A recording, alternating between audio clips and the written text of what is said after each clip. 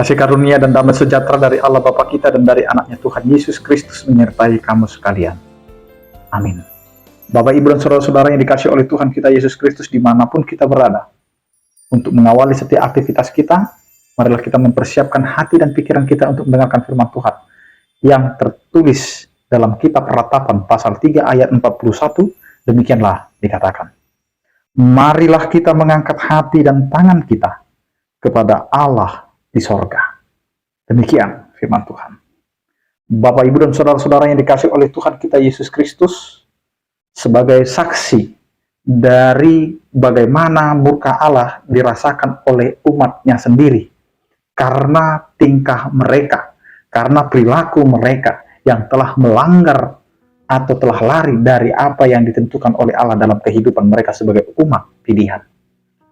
Mereka telah hidup dalam kesombongan, mereka telah hidup dalam kedurhakaan, mereka telah hidup ke dalam kemunafikan, dan banyak hal yang telah mereka lakukan dalam kehidupan mereka yang beriman kepada Tuhan. Mereka tidak lagi mengandalkan Tuhan dalam kehidupan mereka. Mereka hanya mementingkan apa yang sudah mereka gapai dan capai.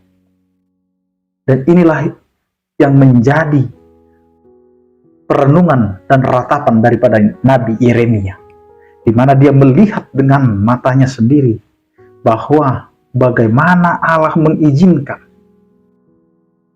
umat pilihannya yang telah diberkati olehnya masuk ke dalam pembuangan. Tidak ada memandang apakah dia adalah imam, apakah dia adalah cendekiawan, apakah dia adalah orang yang diperhitungkan, tapi semua masuk dalam arak-arakan pembuangan itu. Dan disinilah kita mau disadarkan, Bapak, Ibu, dan saudara-saudara, apa yang kita sedang lakukan dan jalani dalam kehidupan kita. Maka kembalilah kepada rencana dan rancangan Tuhan, bahwa hidup kita ini adalah bagaimana Allah ingin melihat setiap rancangannya itu adalah untuk menyatakan bahwa Allah hadir dan Allah tetap mengasihi setiap umatnya. Namun terkadang kita lupa, Bapak, Ibu, dan saudara-saudara yang dikasih oleh Tuhan kita Yesus Kristus. Ketika Allah telah memberikan anugerahnya, ketika Allah telah memberikan berkatnya, maka kita akhirnya hidup dalam kesombongan. Bahkan banyak pada zaman ini, orang sombong dengan imannya. Orang sombong dengan apa yang ia capai. Bahkan banyak orang yang mengatakan, doaku telah didengarkan oleh Tuhan. Apapun yang aku minta Tuhan berikan. Maka banyak orang yang akhirnya hidup dalam kesombongan iman. Padahal Tuhan menginginkan kita hidup dalam iman supaya kita bisa menjadi teladan dan contoh.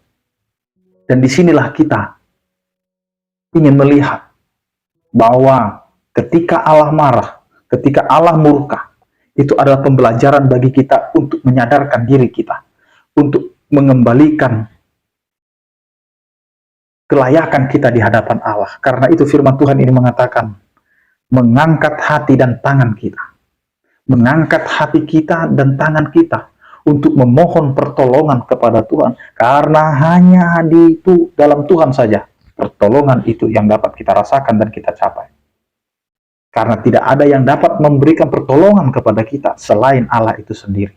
Jadi ketika kita masuk ke dalam arak-arakan pembuangan karena murka Allah, sebenarnya Allah bukan ingin mengutuk kita, bukan ingin memusnahkan kita, tetapi Allah mau mengembalikan kita sebagai umat pilihannya yang hidup dalam ketaatan, yang hidup mengingat Tuhan, bahwa hanya Tuhan sajalah yang sanggup memberikan pertolongan kepada kita. Amin. Kita berdoa. Terima kasih Tuhan, karena Engkau adalah Allah yang selalu memberikan yang terbaik dalam kehidupan kami. Segala cara Engkau nyatakan dan lakukan agar kami semakin ditempa menjadi umat yang setia. Terkadang kami lupa, Engkaulah Allah yang memiliki rencana di dalam kehidupan kami sebagai umat-Mu. Karena itu Tuhan, ajari kami untuk dapat merenungkan kembali bahwa hidup kami harus mengangkat hati dan tangan kami kepada Allah yang di sorga. Ya Tuhan, berkatilah setiap kehidupan kami dan aktivitas kami, agar apa yang kami lakukan dan kerjakan itu menjadi kemuliaan bagi nama-Mu, dan setiap buah yang kami lakukan dan kerjakan itu menjadi kesukaan-Mu.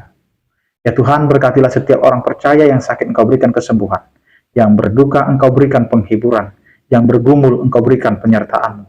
Terlebih ya Tuhan, kepada saudara-saudara kami yang pada saat ini sedang mengalami traumatik akibat bencana alam yang terjadi di Tapanuli Utara.